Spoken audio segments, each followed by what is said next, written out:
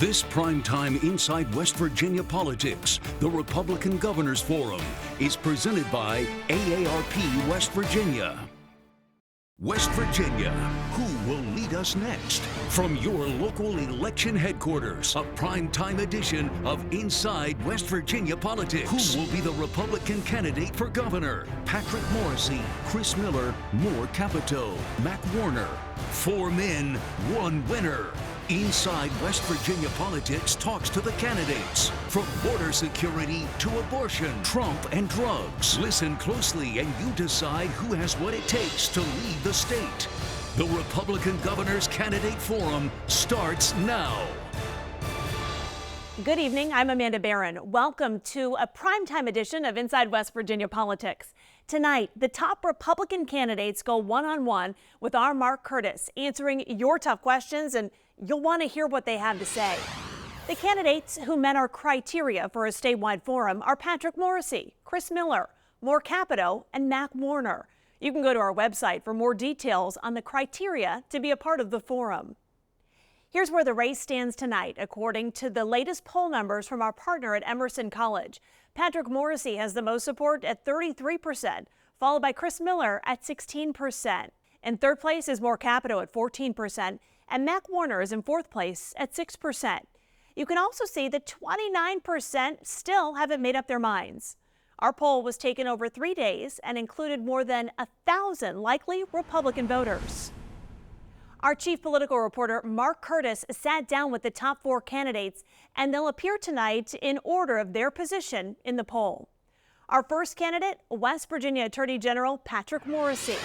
He's 56 years old and was born in Brooklyn, New York. He's a graduate of Rutgers University for both undergrad and law school. In 2012, Morrisey became the first Republican Attorney General elected in West Virginia since 1933. So let's get started with our first candidate. Here's Mark Curtis and Attorney General Patrick Morrisey. Well, thank you, Amanda. And we are here with Attorney General Patrick Morrisey, Republican candidate for governor of West Virginia. Good to see you. It's good to be with you, Mark. Thank you. Governor Justice is the man you want to replace. He's leaving office after 8 years. When he came in 2017, West Virginia was ranked 41st out of all states in 7 key areas. Now we're 46th. And we're dead last amongst all 50 states when it comes to health care, education, and infrastructure. Given that, what grade would you give Governor Justice as he leaves office, and why? Look, I've worked very closely with Governor Justice on a number of projects, so I think he's done some very positive things that help the state, but we have a lot more work to do. And one of the things that I talk about is if you want to rise in the economic rankings, you're going to have to start to compete even more effectively regionally. So I talk about what's called the backyard brawl. All right, first give him a grade. Well, no, I think that it's a work in progress, right? So I think he's done a number of good things to build out the number of jobs in our state. B plus? I'm going to say that everything is a series of steps with people. So it's incomplete. We're going to keep going, but he's done a lot of positive things. All right. He's my friend, and I'm not going to put a hard grade on it. All right, given a grade of incomplete then, what's left on the table? What did he not get across the finish line that you will prioritize? Well, I think Governor Justice, one thing that I really respected that he tried to do is he wanted to wipe out our state's income tax. That was a big plus. And I think we need to do something bold to compete with the other states that we touch. And so that's certainly one thing I want to do as the state's governor. But more broadly than that, I want to make sure that we compete more aggressively with all of the states. When you look out and you see Kentucky and Ohio, Pennsylvania, Maryland, Virginia, we need to lay out all of their policies, all of our policies, and make sure ours are superior, they're more free, they're more economically viable for our state, they're going to produce more jobs and help us rise in those economic rankings. That builds on what's been done in the past. Given your friendship with Governor Justice, are you expecting his endorsement? Have you asked for his endorsement? You know, I've talked to Governor Justice a number of times about the race, and I think right now we've been running our separate races. He's running in a campaign right now. I am as well. So I just want to say I've enjoyed working with him and his team, and I think there's a lot more to go, but I'm excited about my race and focusing in on serving as the next governor of the state. Let's talk about some of the issues. Reproductive rights. In West Virginia, abortions are illegal except in certain cases of rape and incest or the life of the mother. Do you support these exemptions, or should the abortion ban apply to all pregnancies? Well, look, I've said that I'm defending the West Virginia law. So the West Virginia law has the exceptions. I'm the state attorney general right now, so I'm going to make sure that I'm not going to deviate from anything within the courts right now. So that's the law, that's my job, that's what I'm going to do. And I think that we're going to succeed in that effort because with the Dobbs decision, the case returned to the state. So far, we've been able to win at the district court level. And I expect, though, that this case could go all the way up to the Supreme Court. But I think the West Virginia legislature did a good job. I'm not going to nitpick here and there because it's my job to defend that law, and we're doing so the right way. Let's talk about another Supreme Court decision, that in Alabama, essentially ruling that in vitro fertilization, the embryos are the equivalent of a child. What is your position on the in vitro fertilization issue, and what can you say to assure women and couples in the state that those resources will be available to them if that's the way they choose to have a family? Well, first I would say I'm proudly pro-life. I was the first pro-life attorney general in state history. Not only have I been endorsed, I think some other candidates have as well, by West Virginians for life, but I'm the only one with the record of being strongly pro-life. At the same time, I would say we need babies here in West Virginia. And I know a lot of my friends who had the IVF, and I think that it was very beneficial for them. So if there's a tool that's going to help us have more babies, especially in a state like West Virginia that badly needs population, I'm for it. And I think that there are ways that you can do this the right way, and I'm certainly looking forward to it. And I would also say that there's nothing in West Virginia right now that would equate to what happened in Alabama. I don't expect that will be a problem. As the AG, I've looked at things like that. So I think that IVF is going to be alive and well, and hopefully we'll have more babies in the Mountain State. Let's talk about someone who looms large over this election. That's former President Donald Trump, who will be the Republican nominee for the third straight election cycle. You describe yourself as, quote, unabashedly pro-Trump. And here's a picture that we have with you and the former president. Tell us about this picture, where it was taken, what the circumstances were. Yeah, absolutely. So President Trump and I have worked together on a lot of different issues over the years. As many people know, when he was serving in the White House, I was the AG. We led a lot of the legal defenses for his policies. You know, more recently, I was the one that got up in front, West Virginia and Indiana, led at the U.S. Supreme Court to ensure that President Trump was not going to be disqualified. So that's probably from one of the rallies that he came in to support me back in 2018. He's endorsed me in 2016 and in 2020, and I've been working closely with him. Most importantly, I was the first candidate running for governor to endorse President Trump in this race, and obviously I'll be able to work closely with him if I'm elected governor. Yet he has not endorsed you in this race, nor has he endorsed any of the Republican field. Do you anticipate he might endorse you? Would you ask him to endorse you? Well, certainly I would very much welcome his support. And I think the president's been a little bit busy, obviously, with a lot of different things going on. But, you know, I talked to his campaign just a couple weeks ago, and I know that they appreciate a lot of the good work that I'm doing to help advance Donald Trump's candidacy, but also the role we played on the wide variety of legal matters, especially that disqualification case. That 9-0 case, we were really happy because it looks like the Supreme Court adopted many of the arguments that my office and Indiana had laid out. And so I think they're proud of the work we're doing. Yet there is the possibility President Trump, former President Trump, could be tried and convicted of a felony charge between now and Election Day. If he is convicted of a felony, do you still endorse him? Do you still back him? Will you still vote for him on November 5th? Look, I think what's going on with President Trump has been a political witch hunt at the highest levels, and I've said that publicly an awful lot. And when you have cases that are brought against someone that are tainted with political prejudice, then it questions the entire process. I think that's what's going on here. What's gone on in New York is an absolute farce, and I think that we're not going to ever support something like that. So if someone goes through a bad process like that, I'm certainly not going to ratify it at the end. Well, the question was, will you still vote for him on November 5th, even if he's convicted? Look, I'm all in for President Trump, and I'm a big supporter of his, and I think these cases have been a witch hunt. They're wrong. I've stood up and I've opposed them. I'm the only one running for governor who's been able to do that. And I think that's another indication that when he becomes president, because I think he will, I'll be able to work very closely with him, which will really help West Virginia out tremendously. Let's talk about another issue that's very close to the hearts of West Virginians. That's the drug issue. Roughly 1,400 people died of drug overdoses in this state last year.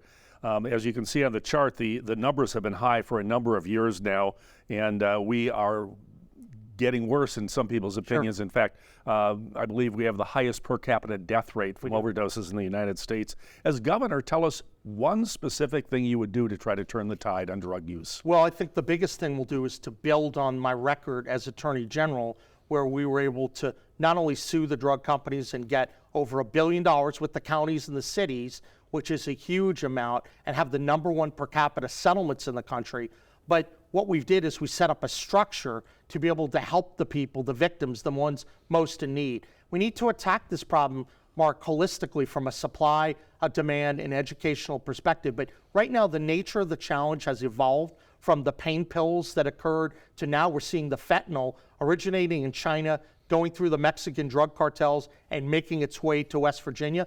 Number one, we need to list fentanyl as a weapon of mass destruction.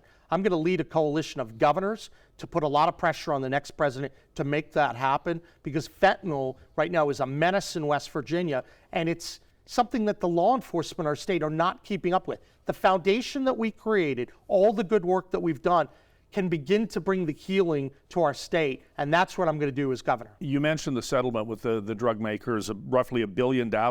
Your opponents, particularly Mac Warner, have criticized you. They think you sold out. You could have got twice as much, maybe $2 billion, and that $141 million went directly to attorney's fees. You were paying D.C. law firms $500 and $600 an hour to help with the state's case. How do you respond to that criticism? Look, first of all, I think that anyone who looked at the details knows the work that we did. Let's start and say that the negotiated rate for the state for outside counsel was the lowest in the country. The lowest in the country, 7.6%. The result was the best in the country. So #1, and guess who was #2? Kentucky.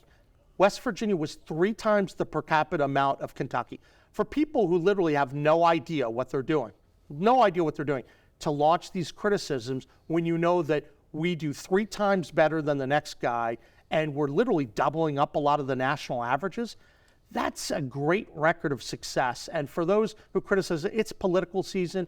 As the AG, I have to get a lot of big things done. As governor, I'm going to build on that record. Most importantly, Mark, I'm the one proven conservative with a record on all these issues of getting big things done. The reason they're lobbying all these attacks my way, they don't have that record. They're not ready for the job. Let's talk about taxes. West Virginia has one of the highest gas taxes in the region at 36 cents a gallon, compared to 26 cents in Virginia, 27 cents in Maryland, 29 cents in Kentucky. Given the fact that gas prices have spiked in the last month or so, would you consider cutting the gas tax or suspending the gas tax to give taxpayers some relief? Yeah, I would consider a lot of different things, and here's what it's going to come down to.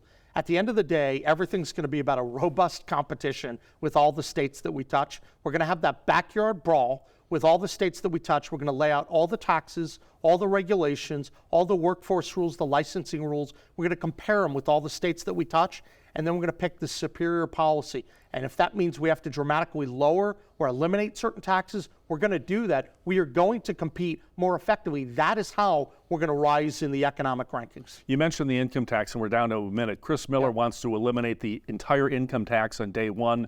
That was called irresponsible by one of the other candidates. What do you favor? Phasing it out over 3 to 5 years, or what? Look, I think we should conceptually get rid of the income tax. So I think as a concept, that's exactly right. Look, I understand Chris may not know it. You have to actually have a legislature in place in order to take care of these things. But at the end of the day, we need to make sure that we're aggressive and we're setting up West Virginia to be that shining state in the mountains with the lower taxation and the best cost of living and a great place for families to live, work, and play. We're down to 30 seconds. How do you replace that revenue? It's $2 billion, or 40% of our budget comes from the income tax. Well, look, I think there are a lot of different ways we can put people to work. Workforce participation needs to be one of our top issues. We're going to drive that. But to get there, you're going to need someone who's ready. I'm the only proven conservative with the record of getting big things done. I've taken Biden on in the arena, and we've stopped him time after time when he tried to wipe out our jobs. As governor, we'll be able to do a lot more. Attorney General Patrick Morrisey, we wish you the best in your campaign for governor. We'll talk to you soon. Thank you. Amanda, back to you. Our next candidate tonight is local businessman Chris Miller. Miller's 45 years old and was born in Huntington. He has an economics degree from Denison University, and his family owns more than 24 businesses across the region. The one he's most known for is his auto dealership group. Miller has never held political office. Here's Chief Political Reporter Mark Curtis. Thank you, Amanda. And we are joined by businessman Chris Miller. Great to have you on the forum. Thanks for being here. Tickled pink to be here, man. This is a lot of fun. Let's talk about first the gentleman you'd like to replace, Governor Jim Justice. He is in his 8th year as governor. When he began in 2017, West Virginia was ranked 41st out of all states in 7 key areas. Now we are 46th. We're actually going down. In fact, we're dead last among 50 states when it comes to health care and infrastructure and education as well. What grade would you give Governor Justice as he leaves office, and why? Well, from where we started to where we are now, there's been incredible strides made. I mean, really, we were really bad for a while there. So if you look at where we are now, I mean, I look at it simple. I'm a business guy, right? Like Trump, like Justice. I look at it as problem, solution. And we do have serious sets of problems. We're almost last in economy. We're dead last in education. One of the things we're first in is number of grandparents raising grandkids, and also overdoses. I mean, those aren't great statistics. We also have this good old boy system that's been running our state for far too long. And right now, you know what the biggest #1 issue we got is? Our greatest export is not our coal or our natural gas. It's our kids and our educated kids. We're going to fix that. Given all you just said, give Governor Justice a grade. Justice, I give him a B+. I give him maybe an A-. I mean, I think we've done some good things. We have a huge surplus. We've really passed some really good, solid, conservative legislation. And like the table is set. And this is the thing. The table is set for us to do something incredible. But we've got to clean house a little bit more. We need to run state government more like a business. We got to audit every single dime that we spend. And we got to create an economy that thrives, because we got to keep our kids here at home. And while we're at it, I think we need to make sure and kick special interest and lobbyists out of the governor's administration. I mean, we got to do that too. And the wokeism that's in our school systems, we got to kick that crap out as well. We got a shot to do something spectacular. We just got to get to work. So you give him a B+ or an A-. What's left on the table? What maybe did he not finish that you want to prioritize? Income tax. We got to get rid of the income tax day one. We have to accelerate that. And also, I mean, we have an incredible opportunity when it comes to what we have here in West Virginia, which is a really important thing. We have an incredible amount of coal. We have an incredible amount of natural gas. We have more geothermal heat production potential here in West Virginia than Saudi Arabia can produce in BTUs and natural gas. We also got a ton of water. And when you add all that stuff up, I think that we can make West Virginia the state in the union with the cheapest power in the country. And I'm talking about a 50 to 70% reduction, and use that for all of the foundation for our economic growth and development. We're going to come back to the income tax question in a minute, but I want to ask a couple of other things first. I want to talk about credibility. You're currently polling second, at least in our poll, even though you've spent millions on your campaign, a lot of commercials. Are you concerned that some people might not take your campaign seriously, given all the years you've been making the out-of-the-box, humorous car dealership ads, or can people separate the two? I think so, yeah. West Virginians are known for having a great sense of humor. I mean, I've had an absolute blast traveling around the state and talking to people, and the people that I've spoken to love it. They like to laugh, they like to have a good time, but they also want someone that knows how to get stuff done, and that's what I've done with my business career. I mean, I'm not a politician like everybody else out there that's running. I'm a business guy, and what I did is I took a very small family business and I turned it into 26 different enterprises with 700 employees, 500 of which are in West Virginia. And at the end of the day, I love to say this, if I ran my businesses the way the government spends our tax dollars, I'd be broke, Mark. And so people know that there's a serious side to me, and they know that I'm capable of doing big time stuff, but I like to have a good time and smile a little bit while I'm at it. Another guy who has a good sense of humor is our current governor, Jim Justice. He's fun, man. Are you asking for his endorsement, or would you accept it? I would not turn it down. I haven't been asking for anybody's endorsement. I mean, I want to do this on my own. I want to earn this myself. And the people that really matter are the voters out there and the taxpayers. They're the ones that I want their endorsement from. I want the endorsement of the voters and the taxpayers. And I want them to go, Chris, here's the keys. Let's get to work, and I'll work 70 hours a week to make this state great. Let's talk about a front burner issue, and that's abortion. West Virginia has outlawed abortion except for certain cases of rape, incest, or the life of the mother. Do you support those exceptions, or would you expand the ban on abortion? I'm endorsed by West Virginia for Life, and I'm a pro-life guy. I've got 3 kids, and I think life is a pretty important thing, and I want to make sure and protect life. Let's talk about an issue that relates to that, the in vitro fertilization issue in Alabama, where the state Supreme Court there essentially ruled that embryos are children and have the rights are protected as such. What do you say to women and couples in West Virginia who may want to take that path and use in vitro fertilization so they can have a family? Will those rights be preserved under a Miller administration? Like President Trump, I'm all in favor of in vitro fertilization. I really am. I have an aunt who couldn't give birth. She couldn't have kids. She adopted 3 children. She raised them. It was a fantastic thing, but she never got to experience the miracle of life herself. And I'd love it if anybody else out there that wanted to be able to experience that could. I think it's a pretty important thing. You mentioned President Trump. You are running as a, quote, Trump conservative. You say that often in your radio ads, TV as well. You have a picture of yourself with the former president that we're going to put up on the screen and show people. First of all, where and when was this picture taken? What was the circumstance? I've met him a bunch of times. I've met him in Mar-a-Lago. I've met him in D.C. several times. I've met him in New Jersey. Actually did a big fundraiser for him in New Jersey. I'm the largest fundraiser for President Trump in the history of West Virginia. I believe in the guy. I want business people involved, and we saw what happens when you get business people involved. You start breaking up bureaucracies. You start spending money the right way. You start representing the taxpayers and making sure that their dollars are spent appropriately. So I'm a big fan of his, and literally I want to make sure and see him get back into the White House because there's a lot of work to do. Yet he has not endorsed you, and I should point out he has not endorsed any of your opponents in this race. Would you seek a Trump endorsement? Would you ask for one? Do you hope he weighs in before primary day? Obviously, I would definitely accept his endorsement. He's a great guy. He and I go back for a little while.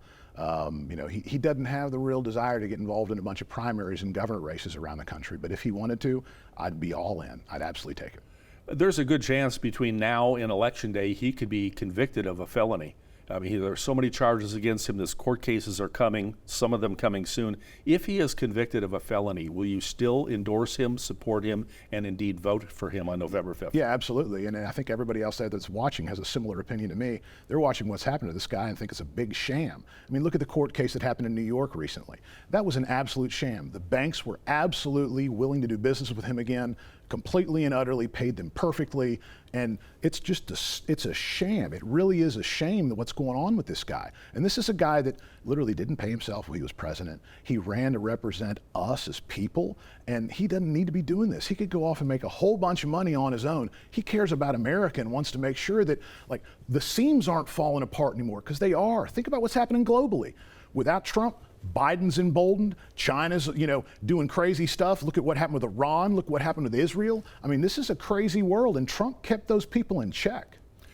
Let's switch gears. I want to talk about the continuing opioid crisis in West Virginia. Last year, more than 1,400 people died from drug overdoses in this state.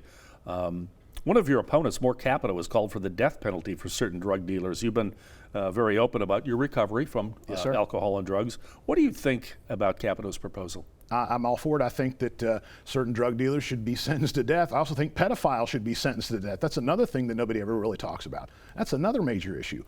What's happened in West Virginia, though, is an absolute shame. We were literally pumped by Big Pharma. They pumped pain pills in here and got us all sick and hooked and addicted. Now we've got open borders where all the heroin and the fentanyl's coming across the border. The Chinese government's producing the chemicals, shipping it over to the drug cartels in Mexico. They're making the fentanyl, and it's coming across our border and it's coming across the ports. This is a really, really bad issue, and we got to make sure not only to tap down and close our borders, we have to make sure that our people in West Virginia have a fighting chance to literally go through recovery and get their lives straightened out. Give us one specific thing you would do as government to end the drug scourge. I think it starts with making sure that law enforcement is strengthened and has the ability to actually get people that are committing crimes and putting them in prison, but also giving them the opportunity to go through rehabilitation. That's one of the definite things that needs to happen. The other thing is that we need to strengthen what rehabilitation is, because I think we get that all wrong. And this is from my own personal experience being sober for 20 years. We don't do rehabilitation right. We get it wrong. And we need to make sure and focus on rewiring the pathways to the brain of the addict, make sure that there's rigorous exercise, jobs, and responsibilities inside of communities. And then also, we need to train them on trades too, because the number one reason for relapse, Mark, you know what it is? lack of economic opportunity or lack of economic mobility. We got to get back to teaching people how to do stuff, because we got an entire generation of kids that went off to college and they got degrees in stuff like art history, and now they're strapped with student debt and living in their parents' basement. We need more plumbers, we need more carpenters, we need more masons, we need more Boilermakers. We need people that can build stuff and do stuff.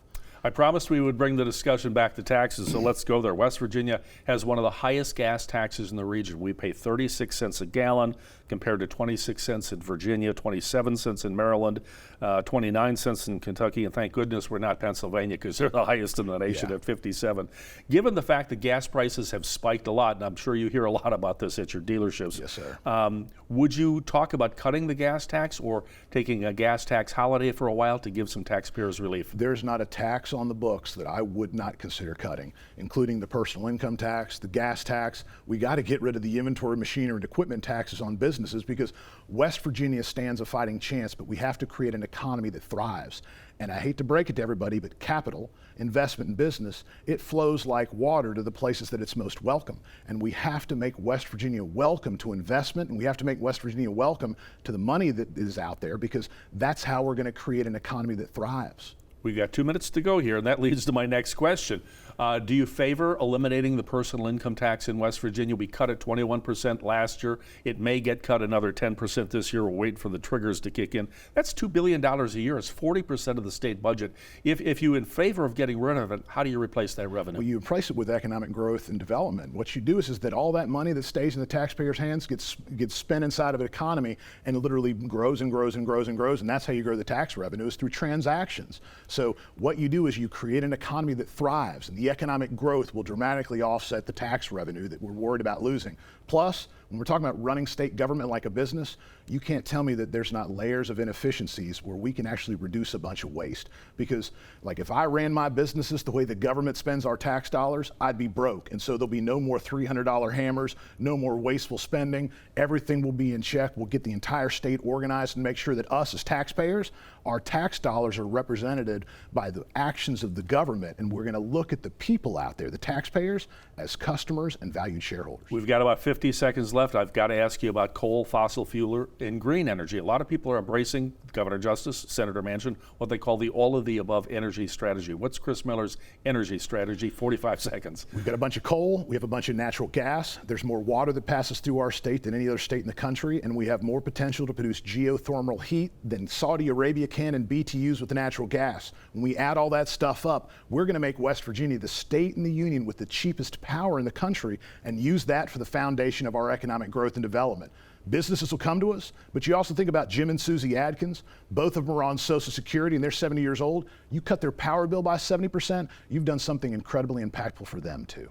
We'll have to leave it there. Businessman Chris Miller, thanks for joining us in our forum. Best of luck on primary day, and we'll be talking soon. Mark, thanks for having me. You're very welcome. Amanda, back to you. Coming up, hear from former delegate Moore Capito as he faces criticism for resigning from the House of Delegates. And Secretary of State Mac Warner's thoughts on reproductive rights. Stay with us.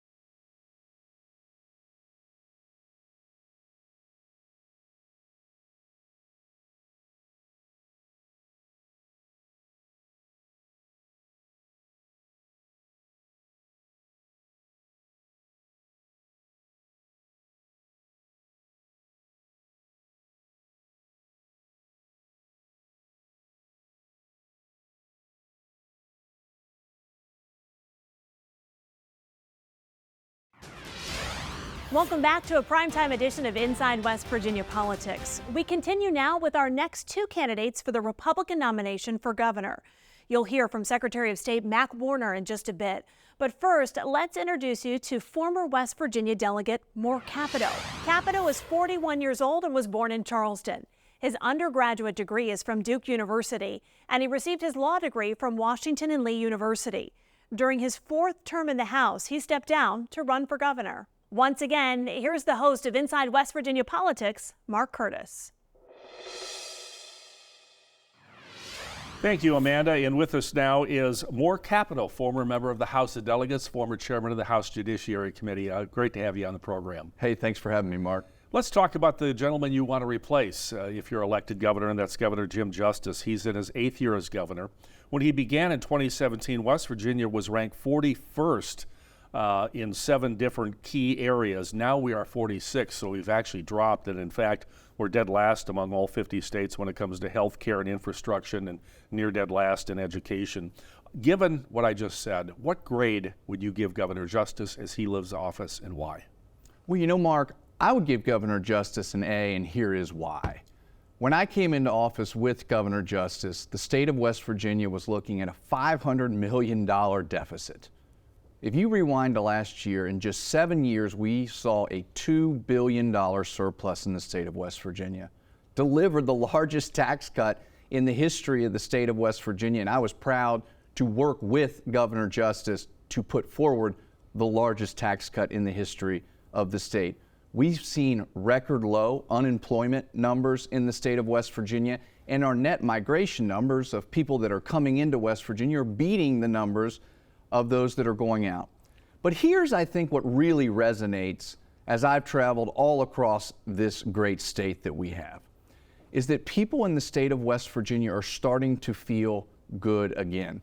And as I heard it said the other night when I was in Jackson County, it felt like for the past 7 to 8 years, we've been pushing a boulder up the hill in West Virginia from an economic standpoint.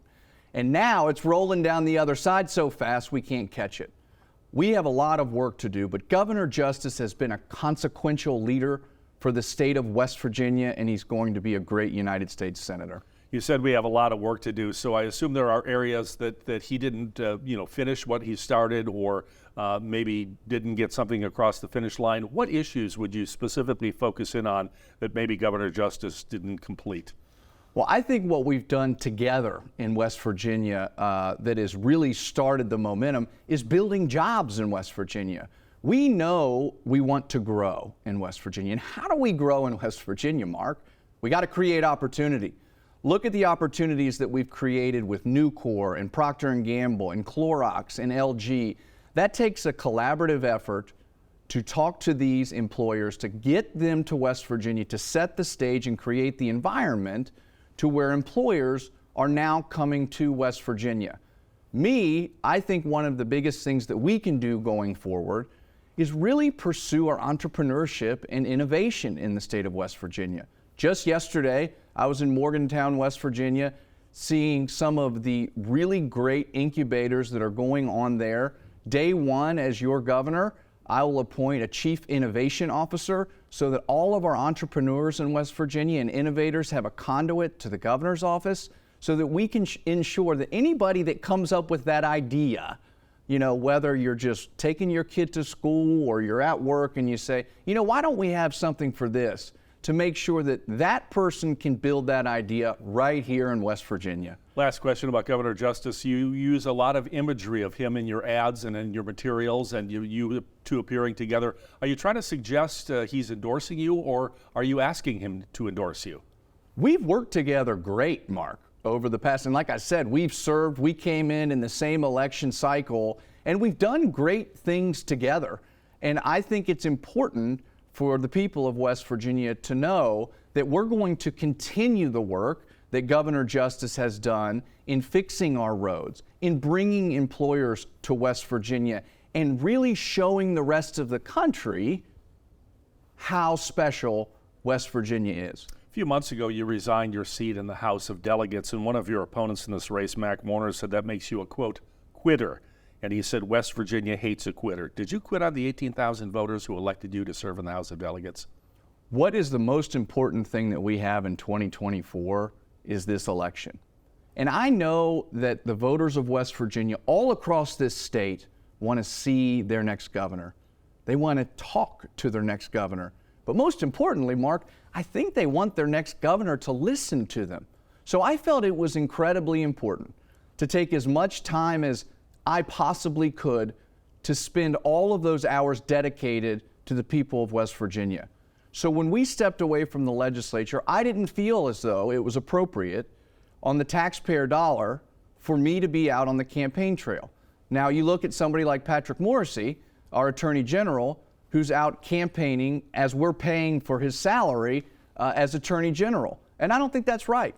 Let's talk about some issues, reproductive rights being one of them. In West Virginia, abortions are illegal except in cases of rape, incest, or the life of the mother. Do you support those exemptions, or should the abortion ban apply to all pregnancies? You know, Mark, I've always been very pro-life. I have a 100% pro-life voting record in my legislative service. As chairman of the Judiciary Committee, I put forward dozens of bills to protect the life of the unborn here in the state of West Virginia. I was very proud to work on the piece of legislation that made West Virginia a flagship pro-life state, and will continue to do that as governor. So you support the exemptions? We have a great bill in place, and I have a record showing that support. What about in vitro fertilization, a related issue? We've had that court decision down in Alabama. What do you say to the women and couples in the state who want to have children, want to have a family, but their only option is in vitro fertilization? Will that continue under a Capito administration? Well, we're pro-life in West Virginia, you know, and there are a lot of families out there that want to have children, and I think we need to encourage them to be able to do that. Let's talk about former President Trump, because certainly he casts a shadow across this race. You called President Trump, quote, the ultimate champion of the Republican Party, and said he must win in November to save our country. The other candidates we've had in here, they all haul out their pictures of them standing next to Donald Trump, yet we don't. Is there a picture of More Capito and Donald Trump together? I've met the president before, and like I said there, you know, President Trump has revolutionized the Republican Party. And that's also revolutionized the Republican Party in West Virginia. I mean, look at the coalition that the president built here in West Virginia. President Trump brought West Virginia voters to the Republican Party here in West Virginia like nobody ever has. And now West Virginia is a complete and deep red state thanks to President Trump. He built the greatest economy that we have seen in this country in my adulthood, to be sure. And I think it's critically important that President Trump wins in November, because I truly believe that he's going to make West Virginia a huge part of his economic plan. And he said that, Mark. So I think it's very important. So you met him one time, but in hindsight, do you regret not taking a photograph with him or taking a selfie with your cell phone or something? I support President Trump. I've endorsed him. We've made that very clear, and we think that the most important thing that this country can do to get us back on the right track is to make sure that Donald Trump's our next president. All right. Well, I asked because his son, Donald Trump Jr., said some harsh things about you and your family on X after your mom, Senator Shelley Moore Capito, voted in favor of Ukraine's spending. He said, quote, she's not up for re-election this year, but her rhino son is running for governor of West Virginia. He then urged his followers to oppose you. Rhino meaning Republican in name only. How do you address that criticism from Donald Trump Jr.? You know, what I would say, Mark, is that as the chair of the Judiciary Committee for 3 years in the state of West Virginia, I am proud to be running in this race as the Get It Done conservative. And what I mean by that is I built the most conservative agenda and passed it in the history of the state of West Virginia. We live in a very conservative state. And as a conservative, we want somebody that's shown an ability to take good ideas and turn them into good public policy. And I'm somebody that passed that conservative agenda, the most conservative agenda in the history of the state. Quickly, the last question on President Trump. There's a possibility he could be convicted of a felony between now and Election Day. Will you still endorse, support, and in fact vote for him on November 5th, even if he's a convicted felon? You know, I think what's happening, Mark, is all across the country, people are starting to become a little bit, quite frankly, disgusted with the weaponization of the Justice Department. I mean, how in the world that we live in today, can we have a seated president having his Justice Department going against his political opponent? It cuts across everything that we are as Americans, and I think it's wrong. So you'll vote for him no matter what? I think that the Justice Department is targeting Donald Trump. Let's talk about taxes for a moment here. First of all, we have one of the highest gas taxes in the region at 36 cents a gallon. Some of our neighbors like Virginia, 26 cents, Maryland, 27 cents. Folks are hurting right now because gas prices have skyrocketed once again. Would you consider cutting the gas tax or having a gas tax holiday when you get into office? Well, Mark, I'm the only person in this race that's actually cut taxes in the state of West Virginia. I put in a plan in place to reduce the personal income tax to zero, which I will absolutely plan to accelerate as the governor in the state of West Virginia. But when we look at everything that's going on in the country right now, and we look at the terrible policies of President Joe Biden, the out-of-control spending, and what it's caused as it relates to inflation in this country, and then look at the way that we're fighting those headwinds in the state of West Virginia by passing tax cuts that are giving more money in people's pockets so they can live better lives. We're down to about a minute. I want to get to the drug issue. Last year we had over 1,400 people die in the state of drug overdoses. You can see on the chart we're putting up that the numbers have been high for years now, but we are the worst, highest per capita death rate in the nation. Please, as governor, tell us one thing you would do, one specific thing, to try and turn the tide on the drug scourge in the state. Well, number one, we have to make sure that we're protecting our people. Patrick Morrisey is the Attorney General, is a former big pharma lobbyist. His family lobbying firm took millions of dollars from these opioid makers, and then he cut a sweetheart deal which reeks of corruption. So we have to make sure that we get those people out of the way that are working with the drug companies instead of working for West Virginians. I will make sure that anybody pushing fentanyl in the streets of West Virginia faces prison for life, because we need to take the supply off of the streets. I'm the author of the bill that bans sanctuary cities in the state of West Virginia. I'm very proud of that. We have zero, and as your governor, we will continue to have zero. 30 seconds. Governor Justice sent National Guard troops to the Texas border to help there with the interdiction of migrants coming in. Would you do the same thing? Absolutely. We need to secure the southern border. We know that every state's a border state. There are too many illegal immigrants in this state, and we have to stop it. Former House of Delegates member and chairman of the Judiciary Committee, Maura Capito, thanks for joining us. Best wishes on primary day. Thanks for having me on, Mark. You're very welcome. Amanda, back to you. Our fourth and final candidate tonight is Secretary of State Mac Warner. Warner is 69 years old and was born in Charleston. He's a graduate of West Point and also has law degrees from West Virginia University and the University of Virginia School of Law. He served 23 years in the United States Army. Upon his retirement, he worked for the U.S. State Department. He is now in his second term as Secretary of State. Here again is the host of Inside West Virginia Politics, Mark Curtis. Thank you, Amanda. Indeed, we are joined now by Secretary of State Mac Warner, two-term Secretary of State, now running for governor of West Virginia. Great to have you on the program. Good to be with you, Mark. Thanks. Let's talk about the man you wish to succeed, Governor Jim Justice. He is in his 8th year as governor. According to U.S. News and World Report, West Virginia is dead last amongst all 50 states when it comes to health care, education, and infrastructure. We are 47th in both economy and education. Overall, the state is ranked 46th across all 7 categories, leading indicators. What grade would you give Governor Justice as he leaves office, given those numbers? Governor Justice has done some good things for the state of West Virginia, but we have so much more we can do. We have a promising future ahead of us, and with me, it's going to start with education. If we can fix education in West Virginia, move ourselves up in the ranking, but the key is to get people reading at grade level by grade 3. If you can do that, then they're going to be able to see the first 3 years of education, you're learning to read. After that, you're reading to learn. You have to be able to read. And I don't think we've done enough with regards to teachers, education, and getting that golden triangle, the teachers, the parents, and the students working together, but always keeping that focus on the students. So I think that's where we need to go with this state. All right, the question was give Governor Justice a grade. Give us a grade, a numerical grade. A-, B+, something in that range. Okay. He's done good things, but there's so much more we could be doing. I was going to say, what has he left on the table, or what has he not completed that will be at the top of your agenda as we go forth? Well, one, I'll be living in the governor's mansion. I'll be at work every day, probably the first one in, the last one to leave. My wife and I have been married 41 years. We will be there as a couple, being the first couple of the state of West Virginia and promoting it. So The things that bother me are when we talk about government surpluses, but yet we have these shortages with teachers, with the pay, corrections facilities, medical examiners, roads. We have so many things that need to be done in this state. I don't think we have surpluses if we would be spending it right and setting our priorities correctly. Have you asked the governor for his endorsement, or do you anticipate getting an endorsement from Governor Justice? I have not asked him for an endorsement. That's just not where I'm at. Okay, let's talk about some of the issues. Reproductive rights.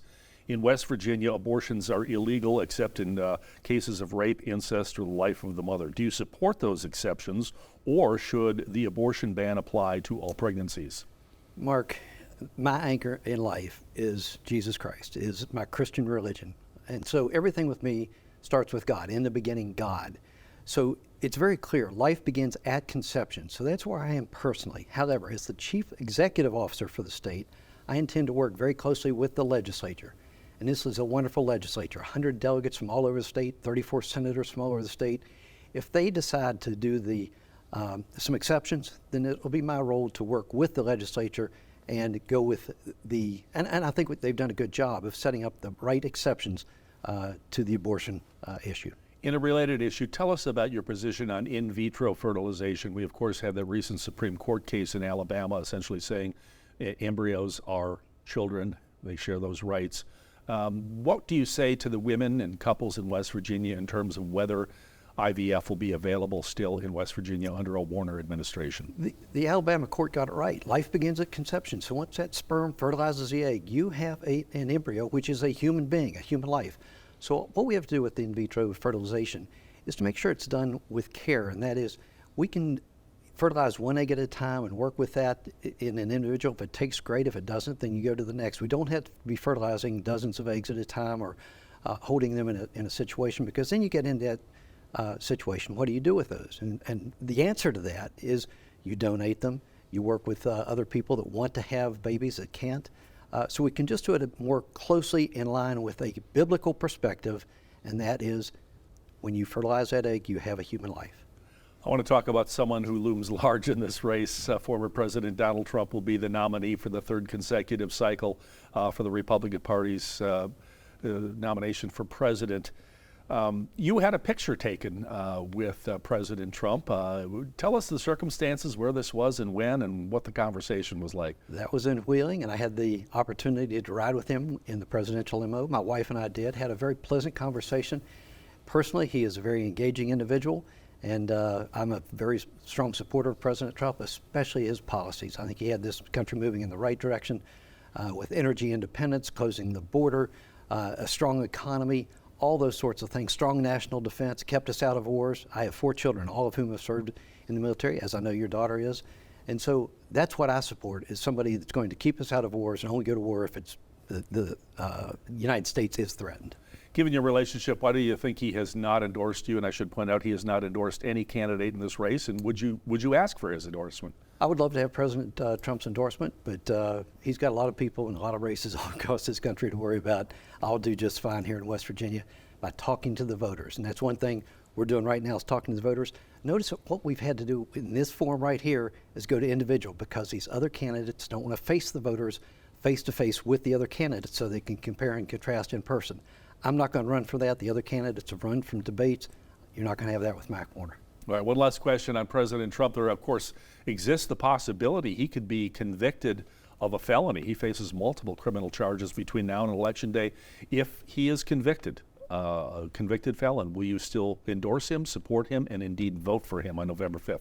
I don't endorse anybody. I'm the Secretary of State, and I'm the Chief Elections Officer for the state, so I don't get involved in other people's races. I do support President Trump's policies, and so they've come after him with everything they possibly can, and so many of the things they've come after him with for 7 years now, since he was first elected, even before he was elected in 2016, has proven to be wrong. The Steele dossier, and I could go through on and on of the things they've come after him with, so I'm not going to be worried about if they try to hang a felony conviction, let's go to the Supreme Court or let's go to the appeals court to see whether that sticks. You stirred, and I thought that was my last question, but I'm reminded you stirred quite a controversy last fall when you went on not just our television stations, but national media saying that the CIA and FBI stole this election for President Biden. I mean, what's the evidence? They did. The former CIA director and others, Brennan, Clapper, Panetta, Hayden, they all signed this bogus letter that they knew was bogus.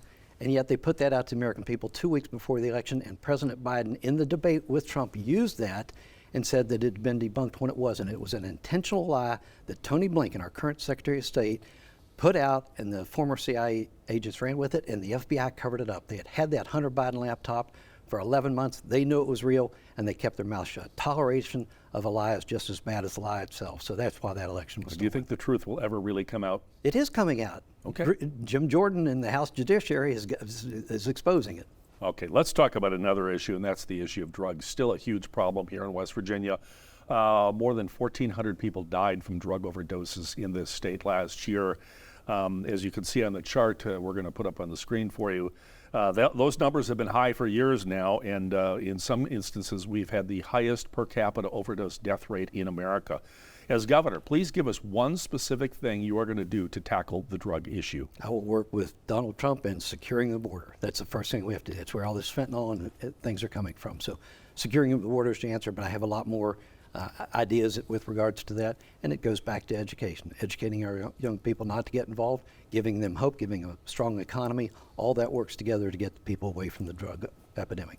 Tax is always a big issue in election year. We'll talk about a couple of varieties of taxes here. First of all, the gas tax. We have the highest, one of the highest in the region at 36 cents a gallon. I believe it's 26 cents in Virginia, 27 cents in Maryland, 29 cents in Kentucky. Of course, the highest in the nation is our friends to the north in Pennsylvania at 57 cents, at least for not Pennsylvania. But given the fact that gas prices have shot up dramatically in the last several weeks, would you consider cutting the gas tax or suspending the gas tax for a time to help West Virginians with their pocketbooks? Mark, I am a Republican, okay, and I support all the tenets of the Republican platform, and one of those is reducing taxes. In fact, I've been a Republican longer than the other three candidates combined, so I embrace right to life, strong national defense, all the things that Republicans support, so lowering taxes is part of it. But you have to take taxes in its entirety, because if you cut taxes in one area, are you going to increase them somewhere else? I don't want to have to do that. And so you have to prioritize. You just can't look at things in isolation. And that's what I intend to do. I think that, again, working with the legislature, I think that Vernon Criss in the House, you have Eric Tarr in the Senate, I think they've taken a very appropriate approach to reducing taxes. We want to get rid of that personal income tax so we can be competitive with other states. But I think they've done it in a step fashion, which I think is the adult in the room approach. I want to drill down on that a little bit, because some of the other opponents in this race have said a phased out reduction, maybe 2 or 3 or 4 or 5 years. You have Chris Miller saying, no, do it on day one. And you've said that is, quote, irresponsible. Why? It is irresponsible, because what are you going to cut out half of the state's general revenue, and what are you going to cut those programs, or what are you going to replace it with? And that's what he hasn't answered. So that's why I think, again, the House and Senate are taking a very disciplined approach to that, and that's what you need to do with taxes. For down to 2 minutes, I would like to get to the coal and energy issue. The state has recruited large companies to West Virginia that support green energy initiatives in conjunction with coal and other fossil fuels. Do you support what's become to be known as the all-of-the-above energy strategy for West Virginia instead of being solely focused on coal and gas? I do look at all the above, okay? I do support that, but the market should decide, not the government, not the state government, not the federal government, picking and choosing winners and losers. And so I think we let the market decide. I'm a capitalist. I'm back to that Republican base that I come from, and that's what we need to do with regards to energy. Let the market decide, and that is not phasing out coal arbitrarily or oil or gas. The fossil fuels, that's the baseline. You have reliable energy and unreliable. The fossil fuels are the reliable energy. We're down to a minute and a half, and I want to circle back to the border and drug issue again.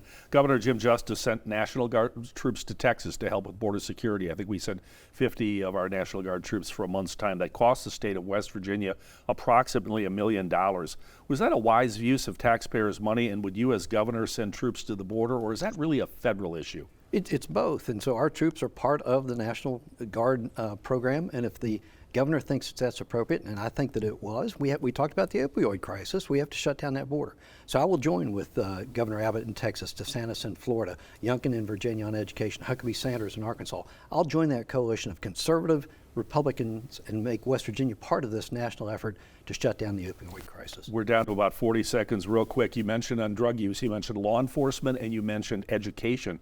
You've said nothing about treatment. Where do you stand on drug treatment and sobriety? Sure. Oh, that's absolutely part of it, okay? The opposite of addiction is connection. When people lose their connectivity from their family, from their jobs, that sort of thing, that's when they turn to drugs. And so obviously working with mental health officials to do the treatment, that's very essential, an essential component of it. Secretary of State Mac Warner, candidate on the Republican nomination for governor of West Virginia. We wish you the best on primary day. Thanks for joining us. Thank you. Amanda, back to you. And we'll be back to wrap things up in just a minute. Stay with us.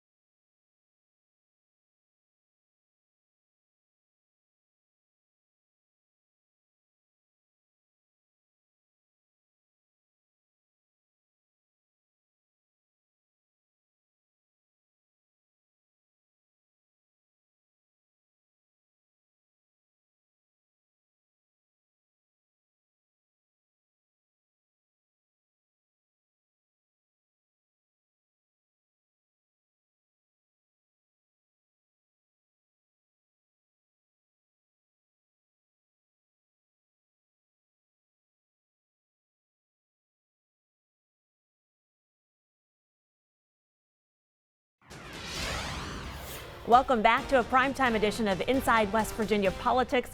I'm Amanda Barron alongside Mark Curtis. What an hour!